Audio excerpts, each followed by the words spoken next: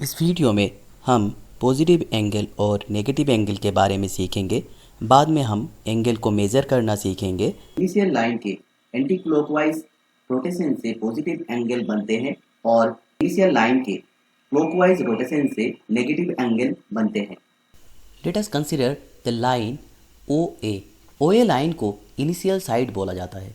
अब O point को fix करके ओ ए लाइन को एंटी क्लॉकवाइज डायरेक्शन में रोटेट करके ओ बी तक ले जाया जाता है। तो ये जो ओ बी लाइन मिला हमें, इसको बोला जाता है टर्मिनल साइड। अब ये जो एंगल ए ओ बी हमें मिला, ये इनिशियल साइड के एंटी क्लॉकवाइज डायरेक्शन में रोटेशन के वजह से मिला, इसीलिए इस एंगल को पॉजिटिव एंगल बोला जाता है। ओ पॉइंट को बोला जाता है vertex. Now let us consider initial side O A. अब ओ पॉइंट को फिक्स करके इनिशियल साइड ओ ए को क्लॉकवाइज डायरेक्शन में रोटेट करके ओ बी तक ले जाया जाता है। तो ये जो ओ बी लाइन हमें मिला, इसको टर्मिनल साइड बोला जाता है। अब ये जो एंगल ए ओ बी बना, ये ओ ए इनिशियल साइड के क्लॉकवाइज डायरेक्शन में रोटेशन के वजह से बना, इसीलिए इस एंगल को नेगेटिव एंगल बोला जाता है। अब हमें एंगल को मेजर करने के लिए यूनिट चाहिए, तो इसीलिए हम लोग ओ ए इनिशियल साइड को अगर कंसिडर करते हैं और ओ ए इनिशियल साइड को एंटी क्लॉकवाइज डायरेक्शन में अगर फुल्ली रोटेट कराते हैं इस तरह से, ताकि टर्मिनल साइड आके इनिशियल साइड के ऊपर आ जाए, तो इससे हम एक कंप्लीट रेवोल्यूशन बोलते हैं। और ये एक एंगल मेजर करने का एक यूनिट है। ये यूनिट बहुत बड़े एंगल्स को मेजर करने के लिए इफेक्टिव है। फॉर एग्जाम्पल, अगर हम लोग एक गाड़ी के चक्के को कंसीडर करें जो कि सेकंड में 5 बार रिवॉल्व कर रहा है, तो इस तरह के एंगल को मेजर करने के लिए ये जो यूनिट है ये इफेक्टिव है। लेकिन छोटे एंगल्स को मेजर करने के लिए ये यूनिट इफेक्टिव नहीं है। तो इसीलिए इसमें ऐसा एक यूनिट चाहिए जो छोटे एंगल और बड़े एंगल दोनों को एक साथ मेजर कर सके। इस तरह का 2 एंगल मेजर्स है जो बहुत ज़्यादा यूज होते हैं। इनमें से एक है डिग्री मेजर और एक है radian measure. First of all we will discuss about the degree measure of an angle.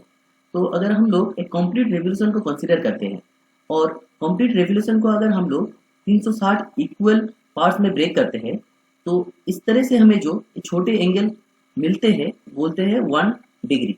तो इसका मतलब है 1 degree is equals to 1/360th of a revolution. इसका मतलब है 1 डिग्री इज इक्वल्स टू है एक कंप्लीट रेवोल्यूशन का 360 भाग का एक भाग।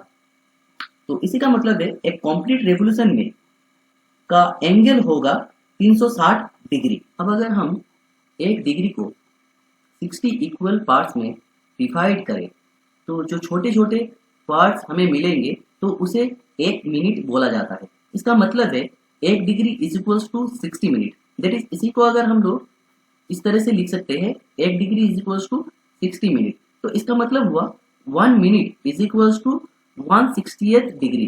दैट मीन्स 1 मिनट एक डिग्री के 60 भाग का एक भाग है। अब अगर हम 1 मिनट एंगल को 60 इक्वल पार्ट्स में डिवाइड करते हैं, तो हर एक इक्वल पार्ट्स को बोला जाएगा 1 सेकेंड। इसका मतलब हुआ 1 minute is equal to 60 second.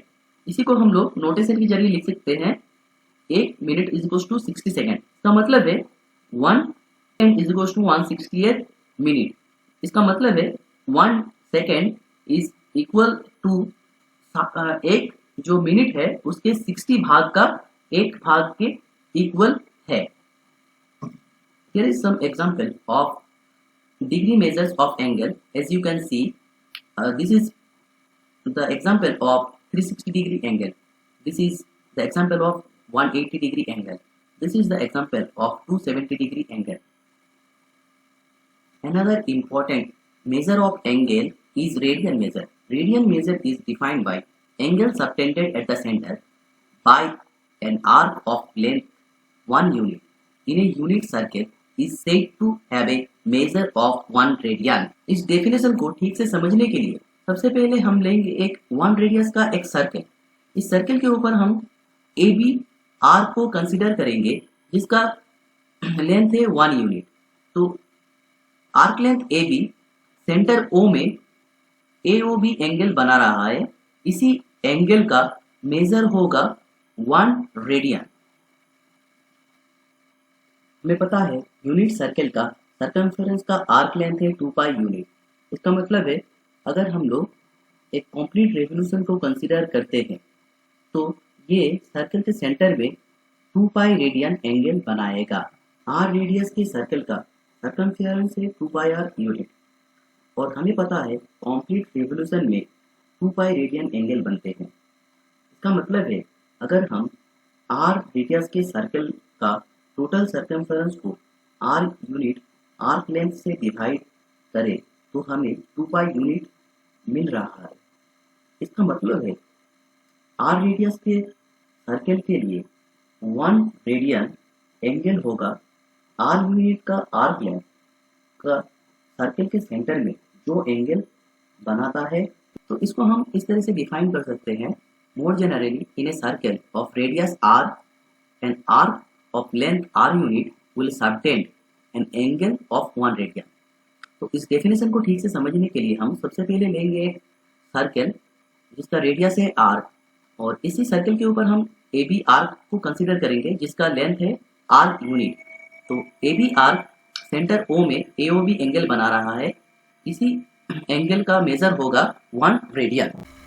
तो यहाँ से हम ये कंक्लूड कर सकते हैं कि अगर हम आर रेडियस के एक सर्कल को कंसीडर करते हैं और उसी सर्कल के ऊपर अगर हम एल आर्क लेंथ को कंसीडर करते हैं तो एल आर्क लेंथ सेंटर में जो एंगल बनाएगा वो अगर थीटा होता है तो थीटा इज इक्वल टू होगा एल बाई आर और इसी को हम लोग लिख सकते हैं L is equal to theta R. Thank you for watching this video. In the next video we will discuss about the relation between degree measure and radian major.